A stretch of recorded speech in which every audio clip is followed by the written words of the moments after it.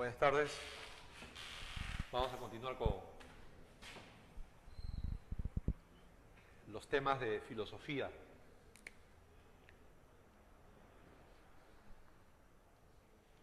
Vamos a concluir con la historia de la filosofía.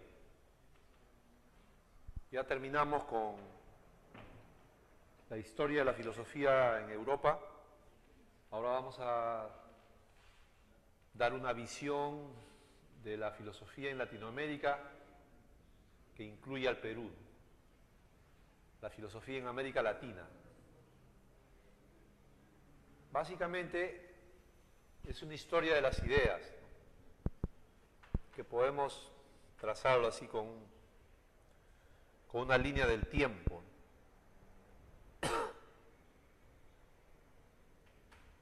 Ahí, por ejemplo, podemos situar en 1532, recién Pizarro llega a Cajamarca. Antes de la llegada de los españoles no existió una filosofía, no existió una filosofía igual a la de Platón, igual a la de Aristóteles, igual a la de Sócrates. Lo que existió fue, ¿qué cosa? Pensamiento mítico, un pensamiento basado en mitos, leyendas, ¿no? Eso fue lo que existió. Entonces ese es un primer dato, ¿no? Esa es una primera información. Antes de la llegada de los españoles no existió filosofía, solamente mitología o mitos, leyendas, panteísmo, simbolismos, la Pachamama, las leyendas de Viracocha, etc. Con la llegada de los españoles se inicia, ¿no? Se inicia la filosofía.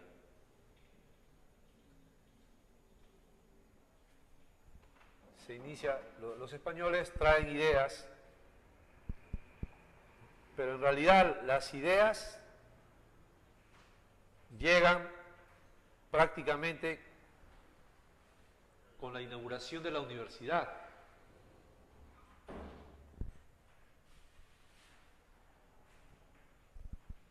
Claro, porque las ideas llegan con los colegios, las universidades.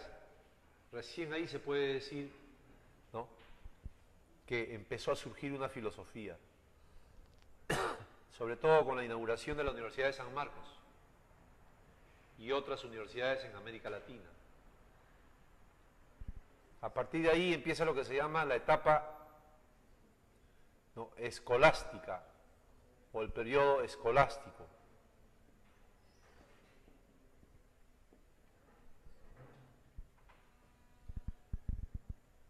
¿Por qué le dicen escolástico? Porque deriva de la escolástica europea que ya vimos nosotros en las clases sobre filosofía medieval. La escolástica europea se dedica sobre todo a desarrollar, a demostrar la existencia de Dios. Eso coincide con la colonia, ¿no?, o el virreinato. Durante toda la colonia y el virreinato, los estudios estaban dedicados a Dios. Pero eso no tiene mucho interés para la filosofía. En cambio, hubieron dos temas, ¿no?, aquí en este periodo hubieron dos temas que sí le importan a la filosofía. Uno de los temas era si el indio era humano o no. Los europeos, los españoles no comprendían si el indio era humano o no. Ese fue un tema de discusión.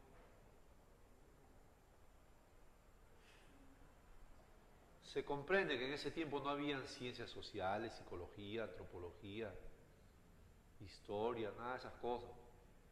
Por eso que ellos también estaban confundidos, ellos también estaban asombrados, porque no entendían a la nueva raza indígena, a la nueva raza americana. Porque los europeos conocían tres razas nada más: la blanca, la negra y la oriental. Pero cuando descubrieron América, el Nuevo Mundo, se dieron cuenta que había otra raza y no lo supieron entender. Por eso empezaron a preguntarse si el indio tenía alma o no tenía alma. Además, porque al comienzo los españoles se encontraron con aborígenes indígenas, ¿no?, que vivían por esas islas del Caribe. Todos ellos eran cazadores, recolectores, prácticamente no tenían lenguaje, no tenían vestido, no tenían Dios, no tenían organización social, nada. Entonces ellos decían, ¿qué tipo de sociedad es esta? ¿Qué tipo de humanidad es esta? Además, también cuando llegaron a México, en México encontraron muchas etnias, muchos pueblos antropófagos, comían carne humana. Y en el Imperio Inca también las guerras eran sanguinarias. Por ejemplo, ellos llegaron cuando Huáscar y Atahualpa estaban en guerra. Atahualpa tomó chicha de jora en el cráneo de su hermano, Huáscar. O sea, las guerras eran de un salvajismo terrible. Toda la familia entraba en guerra. Cuando morían hermanos, primos de primer grado, segundo grado, todo. Entonces los españoles quedaron asombrados, ¿no?, ante esa barbarie, digamos. Por eso ellos empezaron algunos decían, no, el indio sí es humano. Otros decían, no, no es humano. Es una raza infrahumana. Por ejemplo, uno de los que defendía a los indios era el padre Bartolomé de las Casas. Pero él lo defendía desde el punto de vista religioso. Él decía, sí son hijos de Dios. En cambio, uno que decía que uno de los que defendía la idea de que los indios no eran humanos era un tal Ginés de Sepúlveda. O sea, ellos no son humanos, son demoníacos, son homúnculos, etc. Ahora, ese tema trajo como consecuencia otro tema, que consistía en que trataban de dar respuestas si las guerras eran justas o no. Si las guerras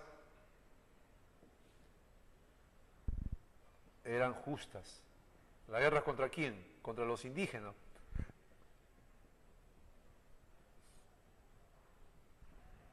En otras palabras, ellos discutían si era justo matar o no matar a todos los indios. Porque como es bien sabido,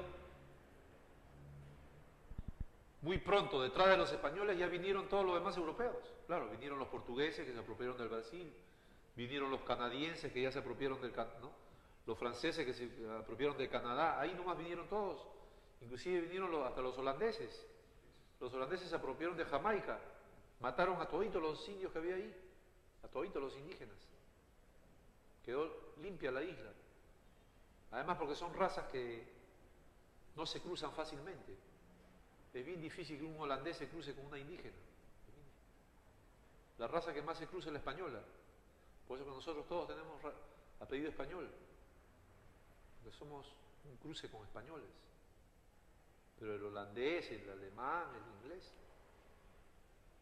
ellos más bien tuvieron la política de arrasar con todos los indígenas. Pero tenían teorías. Ellos decían, los vencedores tienen el derecho a matar y a exterminar a todos los indígenas. Otros decían, no, que hay que ver a los vencidos, los vencedores, que los vencidos son súbditos del rey, no tienen derecho a matarlo porque son súbditos del rey, etc. Bueno, basta decir eso nada más de la etapa escolástica. Si alguna vez le preguntaran a ustedes en qué periodo de la filosofía se trató el problema de la humanidad del indio, el periodo escolástico. Después, ya acabando la colonia, más o menos en 1870, por la época ya de la revolución, la independencia de Estados Unidos, porque Estados Unidos se independizó antes que nosotros, se independizó de los ingleses antes que nosotros. Y por ahí nomás también vino la revolución de Túpac Amaru.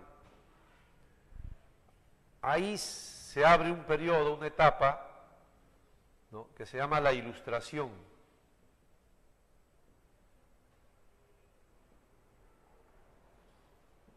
La Ilustración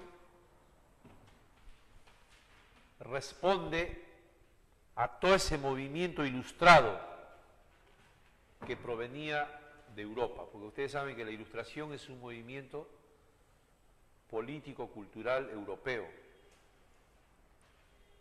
Los ilustrados europeos, ¿quiénes son? Rousseau, Montesquieu, Voltaire, Diderot, D'Alembert. Las ideas de todos ellos llegaron también a América,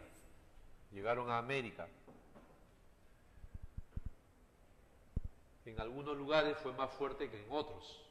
En el Perú las cosas siempre han sido muy débiles, en el Perú siempre ha habido mucha represión. Los más grandes ilustrados americanos, ¿quiénes son? Son los venezolanos, son los argentinos, los mexicanos. Ellos sí captaron, asumieron con fervor, enarbolaron las ideas de ¿quién? De Rousseau, de Montesquieu, Bolívar, por ejemplo. Grandes ilustrados. Entonces la Ilustración ustedes tienen que vincularlo a un cambio político. La Ilustración viene trayendo ideas políticas de cambio, ¿no?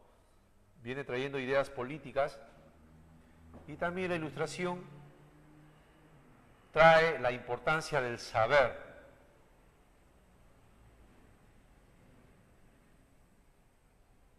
De la importancia del conocimiento.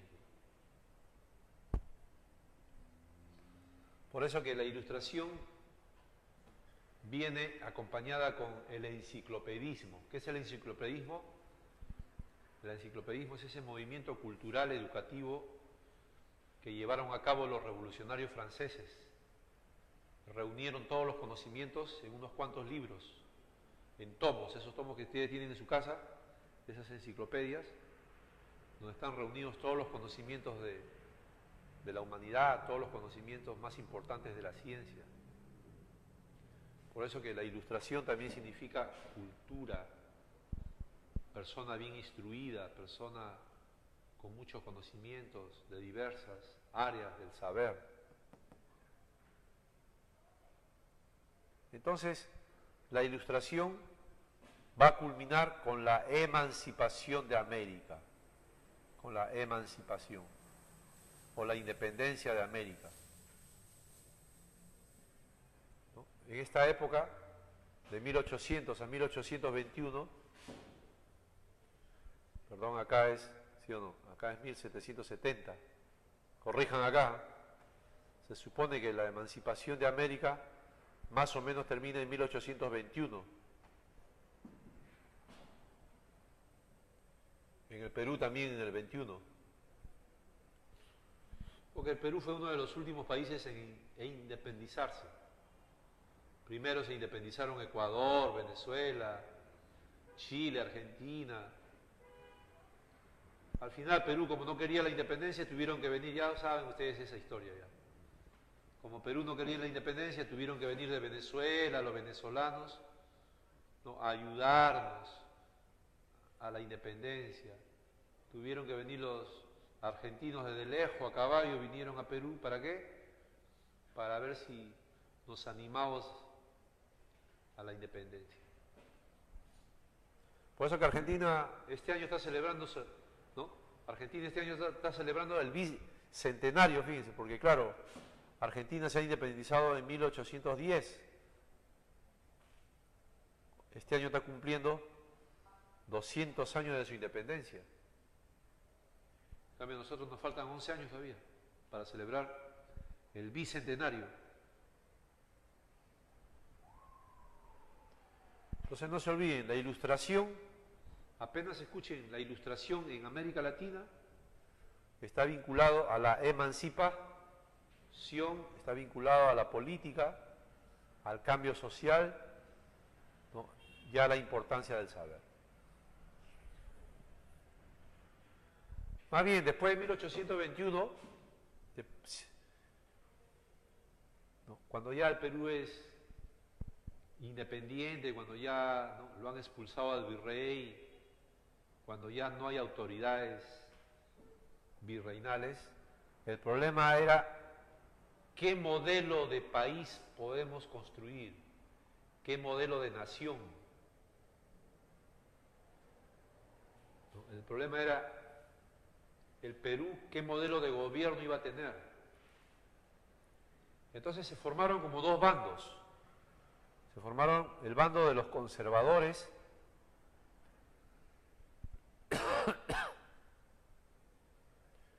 que pensaban opuestamente a los liberales.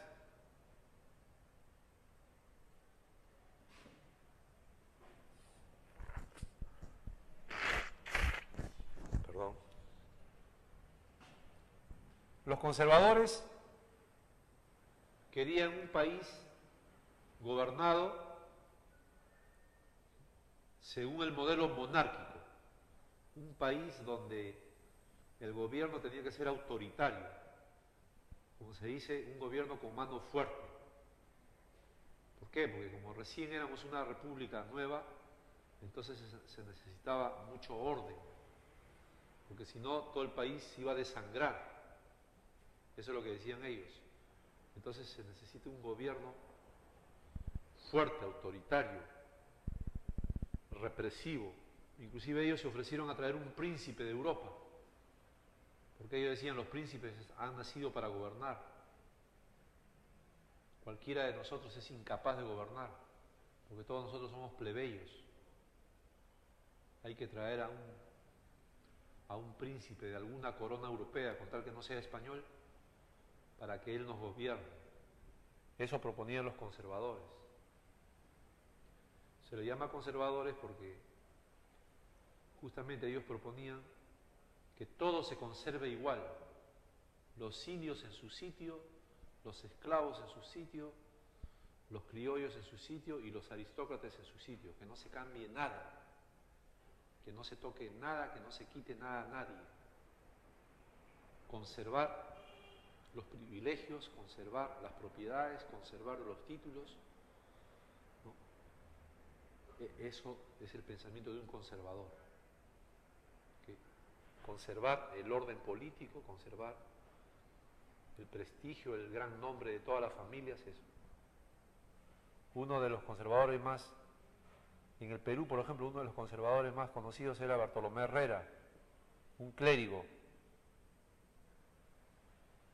Se supone que aquí estamos hablando de grupúsculos nada más. Lima todavía era una ciudad pequeñísima.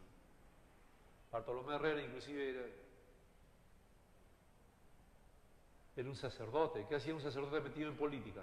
Bueno, tenía algunas ideas, Bartolomé Herrera.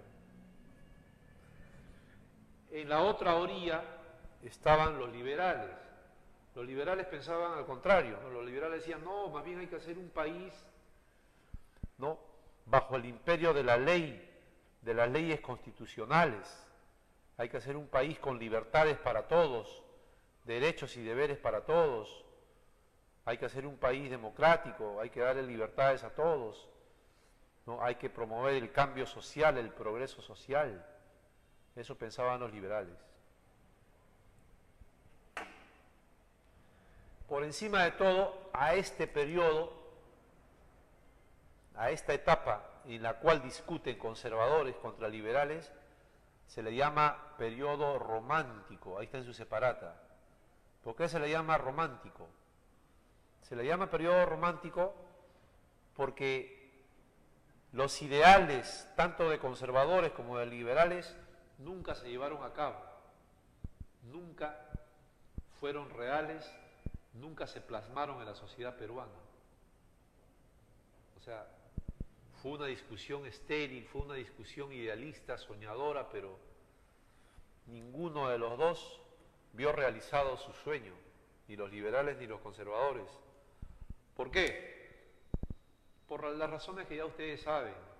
Después de la independencia del Perú, ¿no? ¿Qué ocurrió con el gobierno? Cayó en manos de los caudillos militares, cayó en manos de los generales, todos ellos peleando diario por tomar el poder. Ellos desangraron, desgarraron, hicieron del país lo que quisieron. Puros militares. Y el militar lo que quiere es gobernar a sangre y fuego el Estado, ¿no? Y satisfacer apetitos, y satisfacer, ¿no? Todos los instintos de la fuerza nada más. Y ya bien saben ustedes que el primer presidente civil recién va a aparecer ¿cuándo? En 1870. Recién apareció el primer presidente civil, Manuel Pardo. Y de 1870, apenas apareció el primer gobierno civil, vino la guerra con Chile nomás. O sea, es como si los chilenos, ¿no?, se hubieran aprovechado de que hay un gobierno civil débil, incapaz, irresponsable, que abandonó todo el país y los chilenos aprovecharon para hacer la guerra. Porque, qué extraño, ¿no? ¿No les parece curioso que los chilenos no hicieran la guerra cuando los militares estaban en el poder? Los chilenos han esperado todavía que un civil llegue al poder para hacer la guerra. Y Manuel Pardo, ¿cómo murió? Asesinado. Porque en el Perú han muerto 3 presidentes asesinados. Manuel Pardo, José Balta y Sánchez Cerro, que lo mataron acá nomás a 3 cuadras. Claro, porque antes Santa Beatriz era un hipódromo de caballos. Ahí lo mataron a Sánchez Cerro. Bueno, justamente después de la guerra con Chile, ¿no?, ingresa al Perú una corriente, hace su aparición una corriente filosófica conocida en Europa, el positivismo. ¿Qué es el positivismo? Ya se supone que ustedes tienen ese prerequisito ya. Ya hemos visto qué es el positivismo. El fundador del positivismo es el francés Auguste Comte. ¿Cuál es la idea básica, elemental del positivismo? Que todas las cosas en la vida, la filosofía, la política, todo debe ser hecho de manera científica. Todo tiene que ser hecho de acuerdo con el método de las ciencias naturales. Esas ideas llegaron acá también a América. En el Perú no tuvieron mucho eco, en el Perú no tuvieron gran recepción. En todo caso, siendo muy, ¿no?, apaciguadores, diríamos que en el Perú no entendieron el positivismo. Apenas fue flor de un solo día. Donde sí caló, donde sí floreció el positivismo fue en México y en el Brasil. En México y el Brasil, ellos aplicaron el positivismo a todo su sistema educativo, a las universidades, al gobierno. Por eso que esos dos países, ¿no?, han tenido otra suerte. Esos dos países han tenido otro destino. Brasil es casi una potencia tecnológica, casi es una potencia económica. México también. México mira al norte nada más, a nosotros ni nos mira. México no mira al sur, México mira a Estados Unidos, a Canadá. Por eso que han hecho su tratado, México, Canadá y Estados Unidos. Los mexicanos cuando vienen acá vienen con tecnología, ellos son dueños de esa empresa Claro, eran dueños de Canal 4, vienen con telenovelas, ellos vienen, todos los libros universitarios, la gran mayoría de libros universitarios, de textos universitarios, vienen de México, primero se traducen en México. Bueno, entonces, ¿por qué? Porque ellos sí aplicaron el positivismo, que ya les dije, traía y enarbolaba,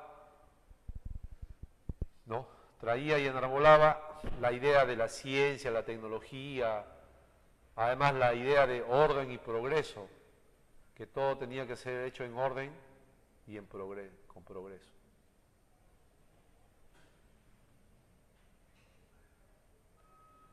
El positivismo, más bien acá en el Perú, el positivismo tuvo un defensor, una voz solitaria.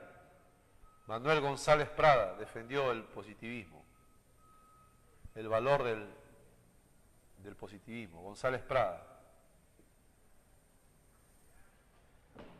Después hay otros profesores, doctores peruanos, pero que ya les dije, fueron positivistas de un solo día, ¿no? Fueron positivistas espontáneos. Muy rápido ellos abandonaron el positivismo y más bien le dieron la contra. Ahí es donde se forma un movimiento contrario al positivismo que se llama, ya en el pleno siglo XX ya, se llama la reacción espiritualista. La reacción espiritualista. La primera idea, ¿cuál es? Este movimiento rechaza, le da la contra, se opone, no acepta o acusa al positivismo de ser reduccionista, de que no es lo más adecuado para el Perú. Por eso ellos dicen no al positivismo.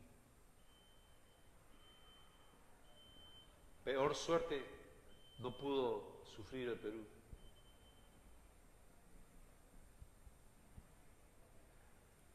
Ellos dijeron no al positivismo. Ellos tenían sus razones. Ellos decían, la ciencia, la técnica, la minería, la ingeniería, eso no necesita el Perú, decían ellos. El Perú necesita hombres de gran espíritu, cultos, con un espíritu refinado, poetas, literatos, amantes de la madre patria, del Quijote, conocedores de las lenguas clásicas, del griego, del latín, del francés, del inglés, conocedores de su historia, ¿no? Hombres de un espíritu elevado, refinado, de un espíritu humanista. Eso es lo primero que necesita el Perú, decían ellos. La técnica, la ciencia, eso no importa. ¿Quiénes decían eso? Justamente los representantes del positivismo encabezados por Alejandro Deustua, y también otro conocido que se llama Mariano Iberico.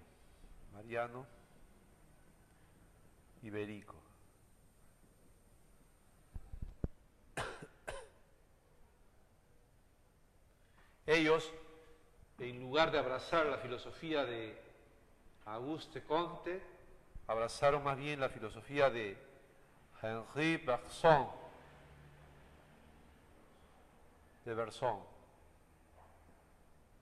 que ya también ustedes lo saben.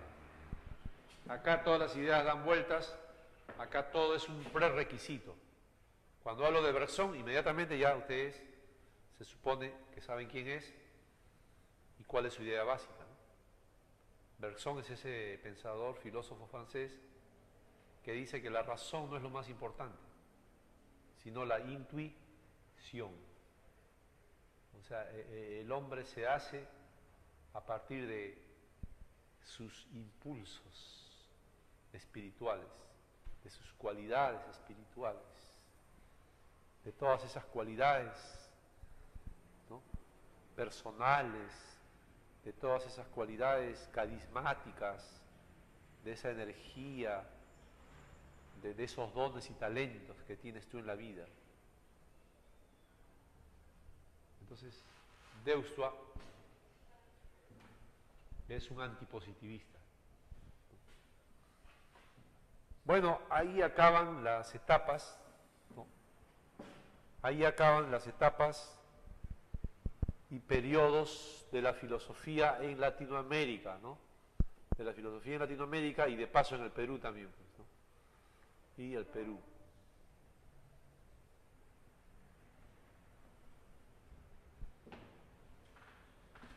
Más bien, En 1970, ya esto es una cosa aislada, muy aparte ya. En 1970 aparece un tema, surge un tema en la filosofía entre todos los filósofos latinoamericanos, sobre todo entre los filósofos argentinos, peruanos y mexicanos. Surge una pregunta. La pregunta era, ¿existe una filosofía en América Latina? O sea, existe una filosofía, o sea, tenemos una filosofía. ¿No? Existe una filosofía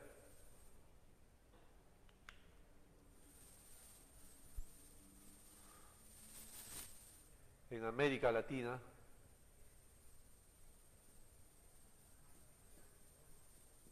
Esa era la pregunta.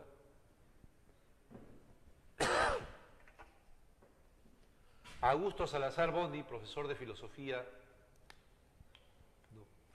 filósofo sanmarquino, dijo no. Eso dijo Augusto Salazar Bondy. Salazar dijo no existe una filosofía. Lo que hay, dijo él, lo que hay es una filosofía imitativa.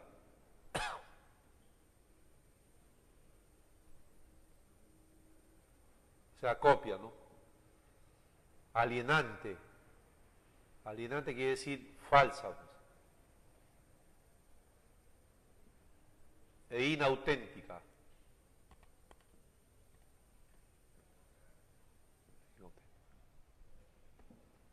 O sea, Salazar Bondy dijo, ¿existe una filosofía en América Latina? Él dijo, no hay una filosofía auténtica, no hay una filosofía propia, no hay una filosofía original. Lo que hay es una filosofía imitativa, o sea, es una copia, un remedio, una falsificación, es una copia de todo lo europeo. Los filósofos peruanos, argentinos, mexicanos paran más preocupados de lo que pasa en Europa que de lo que pasa en su propio país. Copian a Platón, a Hegel,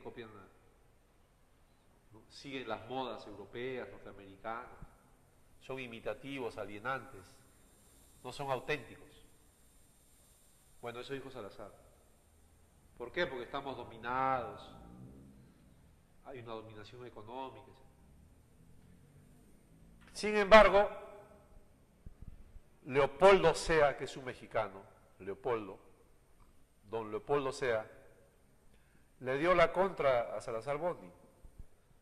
Leopoldo Sea tiene un pensamiento distinto. Él dijo, sí. Él dijo, sí.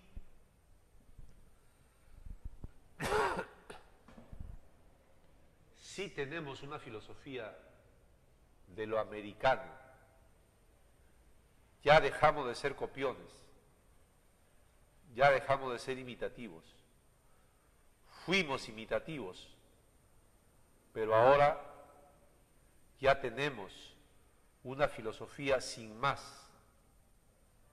Es como decir, una filosofía americana, que piensa en su realidad. Leopoldo Sea le dijo, en todo caso, lo que dice Salazar Bondy se aplica al Perú nada más. No habrá una filosofía allá en San Marcos, en el Perú, pero acá en México sí. Y empezó a mostrar los libros. Este libro, por ejemplo, dijo él, del doctor Mais Valenía, este libro del doctor Fernando Salmerón, estas no son copias, esto no es imitación, esto es filosofía de lo americano, ahí está. Mire por donde se le mire. Entonces los mexicanos, ¿no? Como se dice, se apartaron.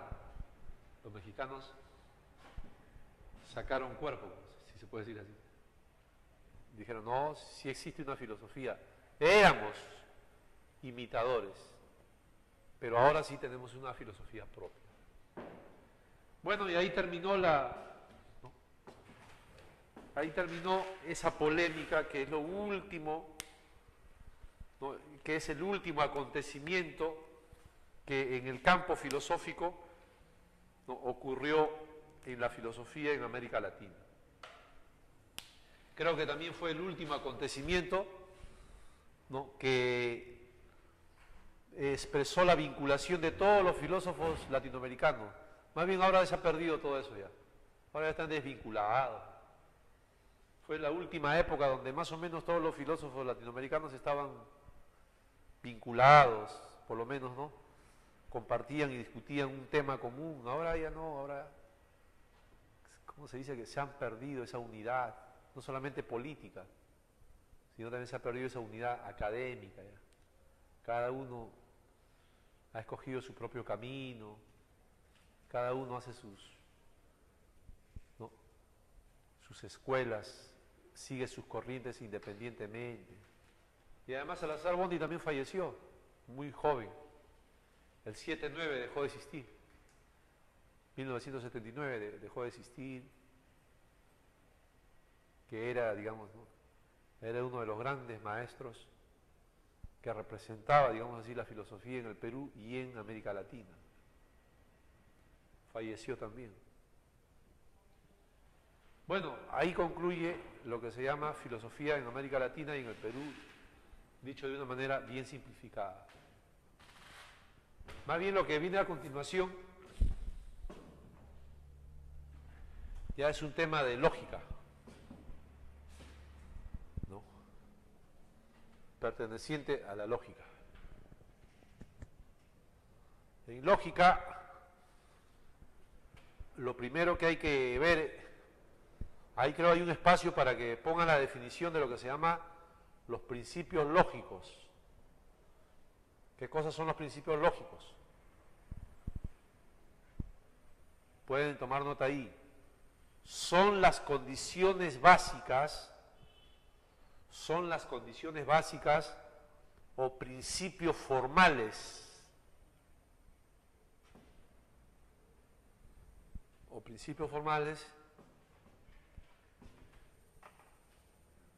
sin los cuales la lógica se destruiría. Sin los cuales la lógica se destruiría.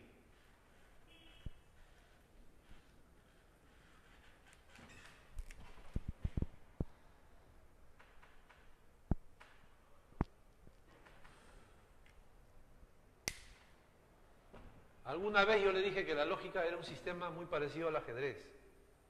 Para jugar al ajedrez se necesitan ciertas condiciones o no, por supuesto. Ambos jugadores tienen que cumplir ciertos principios. Si tú no cumples esos principios, entonces el juego se arruina. No es posible jugar. Tú tienes que cumplir con los principios del ajedrez. Tienes que cumplir con las normas del ajedrez, ¿no? Entonces la lógica es igual.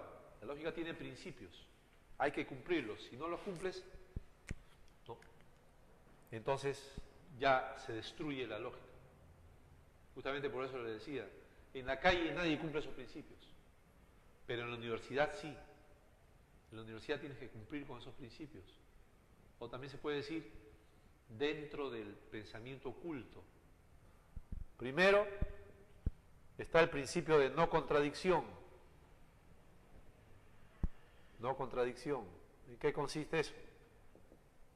Dicho de una manera muy simple. En lógica no puedes contradecirte, pues. ¿Qué significa contradecirte? Que haces una afirmación y una negación a la misma vez. Es como que yo diga, estoy vivo y no estoy vivo. No, pues eso es contradecir. Es como que yo diga, él es el asesino y no es el asesino. ¿Cómo voy a decir una falsedad y una verdad a la misma vez? No se puede. Entonces, no puedes hacer eso en lógica. Eso podrás hacerlo en poesía, ¿no? Eso podrás hacerlo en literatura, en un cuento de un mito, en una leyenda, de repente hay. Es como decir, ¿no? El hombre era, ¿no? Ese señor era hombre y era fauno a la vez. Era hombre y era león a la vez. No, eso ya no es posible. Después viene el principio de identidad.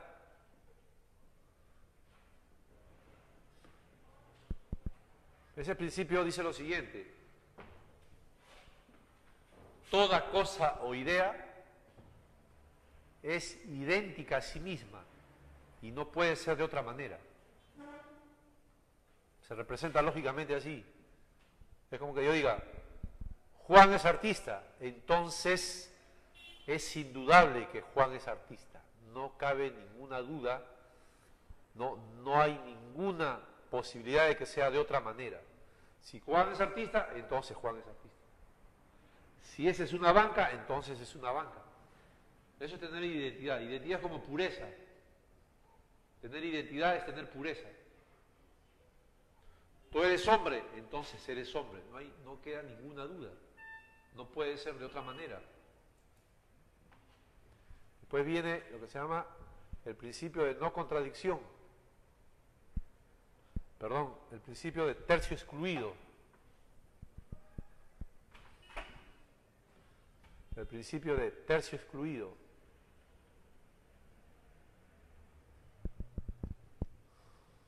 ¿Cómo se define eso? De la siguiente manera. En lógica, solamente se admiten dos valores, verdadero y falso. No hay una tercera alternativa. Se excluye una tercera opción. Por eso le dicen tercio excluido. Porque si yo digo, está vivo o está muerto. O también puedo decir, está vivo o no está vivo. Una de dos. O es de día o no es de día. O también se puede decir, es de día o no es de día. No hay una tercera posibilidad. En la calle puede haber posibilidades. En la calle tú puedes decir, por ejemplo, en lógica solamente es posible, ¿está vivo o está muerto? Pero en la calle algunos pueden decir, no, está moribundo. No, pues eso en lógica ya no, se excluye esa tercera posibilidad. O quieres o no quieres. Una de dos. ¿Quieres o no quieres? Dicen, no, sin querer queriendo. Eso es en la calle. En la calle sí existen esas mediaciones, Bueno, después de eso, después de estos principios lógicos, el de no contradicción también se simboliza así, ¿no? Es imposible, o sea, no puede ser, porque no es posible que P y no P. ¿No? Es como que yo diga, no es posible que Lima sea la capital y no sea la capital, no puedo decir eso.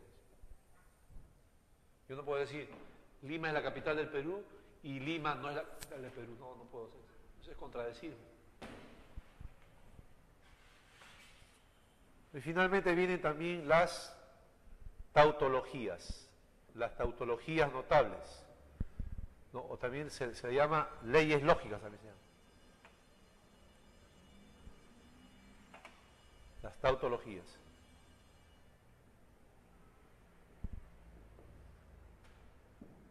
¿Qué son las tautologías? Pueden tomar nota ahí. Son modelos de razonamiento o estructuras lógicas. Son modelos de razonamiento o estructuras lógicas siempre verdaderas, siempre válidas. Siempre verdaderas o siempre válidas. Claro, toda tautología es siempre verdadera, siempre válida. También se les llama leyes lógicas. Veamos un ejemplo de esas tautologías. El modus tollens. ¿Sí? Son modos de razonar, ¿ve? Son modos de razonar. De ahí viene la palabra modo. El modus tollens. Aquí, por ejemplo, miren. Si yo digo así, A entonces B, supongamos que yo parto de una proposición condicional, A entonces B, tengo que negar el consecuente, no B. Y luego tengo que concluir negando el antecedente. Si tú razonas de esta manera, si tú razonas de acuerdo a este orden, entonces es una tautología, estás razonando bien. O sea, es como decir, tu razonamiento es válido, si es que cumples esto. Esto lo puedes reemplazar con cualquier ejemplo de la vida.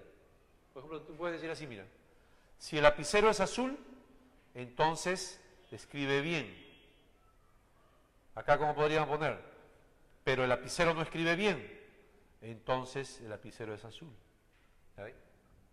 Si tú razonas así, válido, porque esta es la ley. Más bien, si tú razonas de esta manera, A, entonces B, y en lugar de negar el consecuente como te manda la ley, de repente, ¿no?, un geniecillo maligno ingresa a tu cerebro y niegas más bien, niegas la A, y al final terminas concluyendo negación de B. Si tú rompes el orden, a eso se llama falacia. Y en la calle no se nota, porque miren, vamos a reemplazar. Si el lapicero es azul, entonces escribe bien, pero el lapicero no es azul, entonces no escribe bien. ¿Ve? En la calle suena como, ¿no?, como si fuera válido, como si fuera algo normal, pero según la lógica no se ajusta a la ley. Por eso esta es una falacia. Esta es una falacia. Por eso a esta le dicen la falacia de negación del antecedente. La falacia es la negación del antecedente, porque la ley lo que te obliga es a negar ¿qué cosa? El consecuente. La ley dice tienes que negar el consecuente. Acá te has equivocado, has negado el antecedente. Y finalmente viene lo que es otra tautología que se llama el silogismo hipotético. Ahí también, el modo de razonar es así: A entonces B, B entonces C, se concluye en que, no, A entonces C. Esta es la ley. O sea, razonar de esta forma, siguiendo este orden lógico, es válido, es tautología. Si tú cambias este orden en algún lado, ya es falacia. Ya.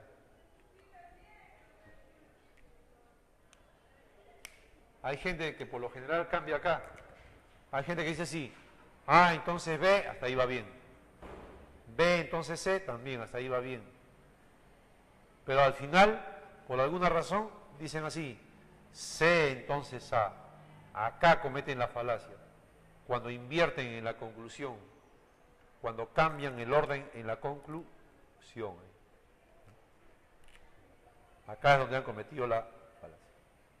Por eso que esta falacia se llama falacia del cambio del antecedente en la conclusión, que también se puede decir falacia del silogismo hipotético. Y esta falacia es la falacia del modus tollens.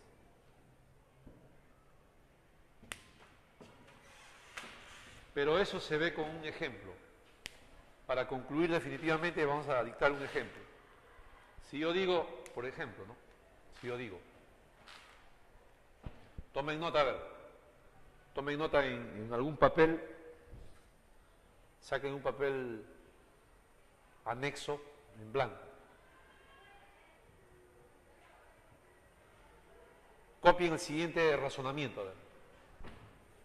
Si yo digo, si la Revolución Francesa fue justa, entonces, ¿no?, la democracia, ¿no?, es buena. Pero la Revolución Francesa no fue justa.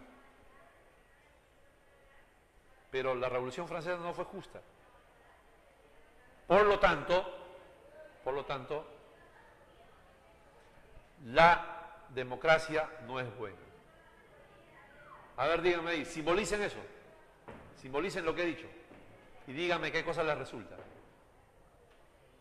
Simbolicen ese argumento que les he dado. Simbolícenlo. Y esa simbolización Contrástenla, compárenla con esta. ¿Cuál de las dos le ha dado como resultado? En otras palabras, díganme, lo que he dicho yo, ¿es tautología o falacia? Es como decir, ¿es ley o falacia? O también puedo decir, ¿es válida o no válida? Pues la falacia es no válida. A ver, veamos. ¿Qué cosa dije yo? Simbolizando aparte. ¿Qué cosa dije yo? Dije, si la Revolución Francesa, ¿no? Si la Revolución Francesa fue justa, entonces la democracia es buena. ¿Qué más dije? Dije, pero la Revolución Francesa no fue justa, o sea, no ha. Pero la Revolución Francesa no fue justa. Por lo tanto, la democracia no es buena. Esta simbolización que me ha resultado no corresponde a la ley, no corresponde con la tautología, con la norma, con el modelo. Más bien corresponde a la falacia. Por lo tanto, lo que he hecho yo es una falacia. ¿Dónde está el error? Ya les dije, el error está aquí, haber negado, ¿no?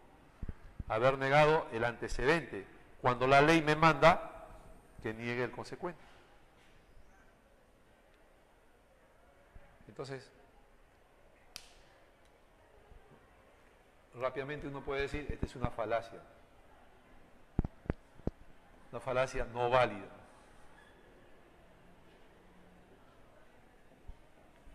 Bueno, de ese modo concluye, ¿no? Esta clase. Si fuera tan amable, permíteme esa hoja que está al lado de la bolsita María.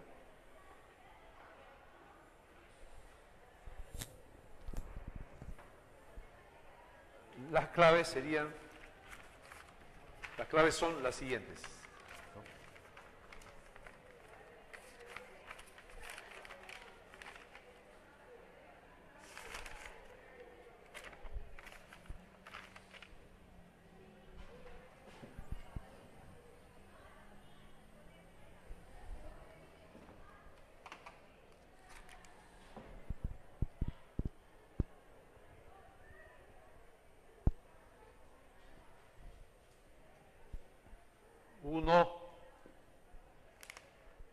Uno A, 2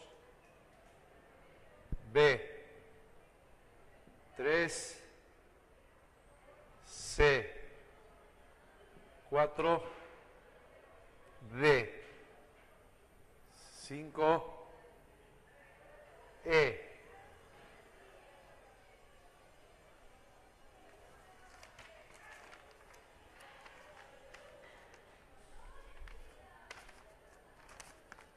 6 E, 7 D, 8 C, 9, la 9 es la B, y la 10 es la A.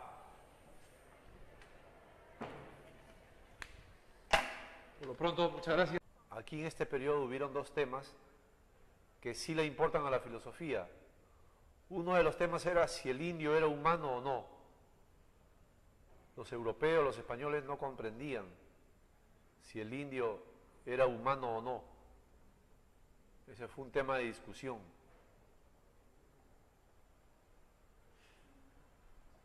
Se comprende que en ese tiempo no habían ciencias sociales, psicología, antropología, historia, nada de esas cosas. Por eso que ellos también estaban confundidos, ellos también estaban asombrados, porque no entendían a la nueva raza indígena, a la nueva raza americana. Porque los europeos conocían tres razas nada más: la blanca, la negra y la oriental. Pero cuando descubrieron América, el Nuevo Mundo, se dieron cuenta que había otra raza y no lo supieron entender. Por eso empezaron a preguntarse si el indio tenía alma o no tenía alma. Además, porque al comienzo los españoles se encontraron con aborígenes indígenas, ¿no?, que vivían por esas islas del Caribe. Todos ellos eran cazadores, recolectores, prácticamente no tenían lenguaje.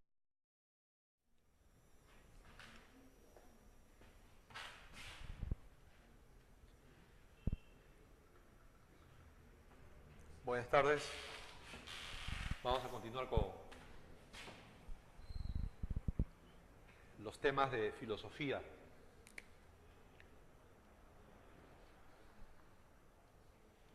Vamos a concluir con la historia de la filosofía. Ya terminamos con la historia de la filosofía en Europa.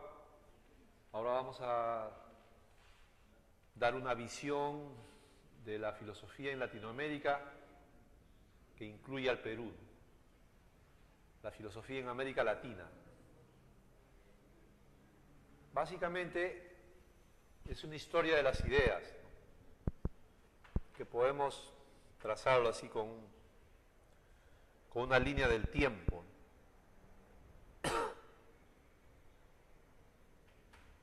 Ahí, por ejemplo, podemos situar, ¿no?, en 1532, recién Pizarro llega a Cajamarca. Antes de la llegada de los españoles no existió una filosofía, no existió, ¿no?, una filosofía igual a la de Platón, igual a la de Aristóteles, igual a la de Sócrates, ¿no? Lo que existió fue, ¿qué cosa? Pensamiento mítico, un pensamiento basado en mitos, leyendas, ¿no? Eso fue lo que sí. Entonces ese es un primer dato, ¿no? Esa es una primera información. Antes de la llegada de los españoles no existió filosofía, solamente mitología o mitos, leyendas, panteísmo, simbolismos, la Pachamama, las leyendas de Viracocha, etc. Con la llegada de los españoles se inicia, ¿no?, se inicia la filosofía.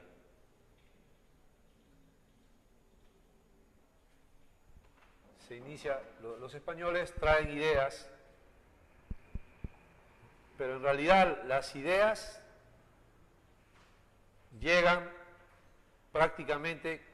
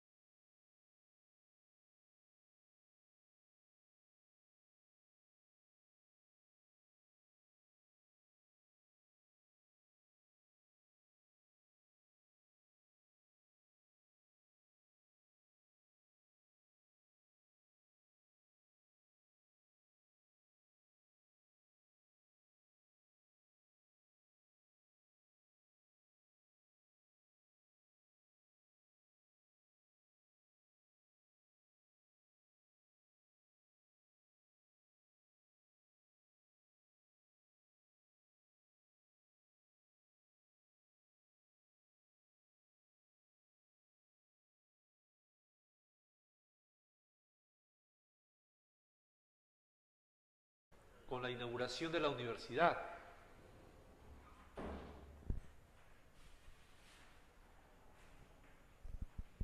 Claro, porque las ideas llegan con los colegios, las universidades.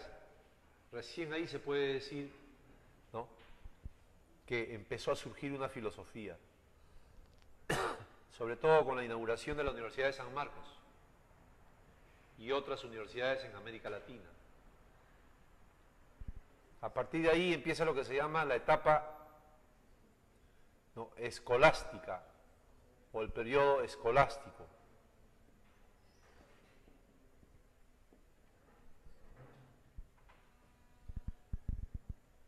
¿Por qué le dicen escolástico? Porque deriva de la escolástica europea que ya vimos nosotros en las clases sobre filosofía medieval. La escolástica europea se dedica sobre todo a desarrollar, a demostrar la existencia de Dios. Eso coincide con la colonia, ¿no? O el virreinato. Durante toda la colonia y el virreinato, los estudios estaban dedicados a Dios. Pero eso no tiene mucho interés para la filosofía. En cambio, hubieron dos temas